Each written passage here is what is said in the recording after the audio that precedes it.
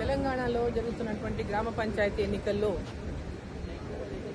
Bharatiya Janata party తరఫున పోటీ చేస్తున్నటువంటి అభ్యర్థులందరినీ గెలిపించాలని తెలంగాణలో ఉన్నటువంటి గ్రామీణ ప్రాంతాల ప్రజలను నేను కోరుతా ఉన్నాను. తెలంగాణ రాష్ట్రంలో ఇవాళ గ్రామ పంచాయతీలకు పెద్ద ఎత్తున నిధులు ఇచ్చి గ్రామ పంచాయతీల అభివృద్ధికి కృషి చేస్తున్నటువంటి కేంద్ర ప్రభుత్వానికి మీరందరూ మద్దతుగా నిలబడాలని, 2 సంవత్సరాలు అవుతున్నా ఈ రాష్ట్ర ప్రభుత్వం అధికారంలోకి వచ్చి ఒక్క గ్రామ పంచాయతీ కూడా ₹1 నిధులు ఇవ్వాలనేటువంటి విషయాన్ని కూడా గ్రామస్తులందరూ గమనించాలి.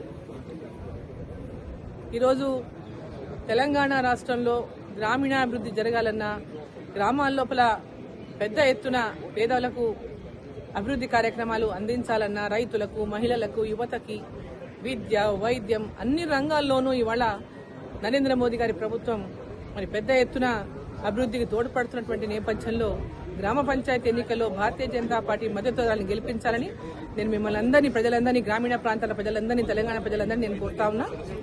ముఖ్యంగా మన మహబూబ్ నగర్ పార్లమెంటు నియోజకవర్గంలో పోటీ చేస్తున్నటువంటి సర్పంచ్ అభ్యర్థులందరికీ కూడా భారతీయ జనతా పార్టీ తరఫున మద్దతుదారులుగా ఉండి పోటీ చేస్తున్నటువంటి అభ్యర్థులందరికీ కూడా పెద్ద ఎత్తున గ్రామీణ ప్రాంతాల్లో ఉన్నటువంటి ప్రజలు మద్దతు ఇచ్చి గెలిపించాలని, మరి ఎంపీగా అక్కడ పార్లమెంటు సభ్యురాలుగా ఆయా గ్రామాల్లో అభివృద్ధికి పూర్తిగా నా సహాయ సహకారాలు అందిస్తాను.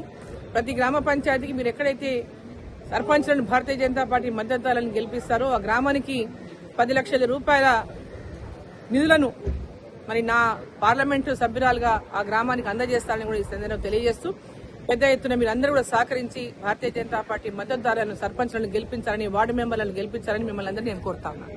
ధన్యవాదాలు.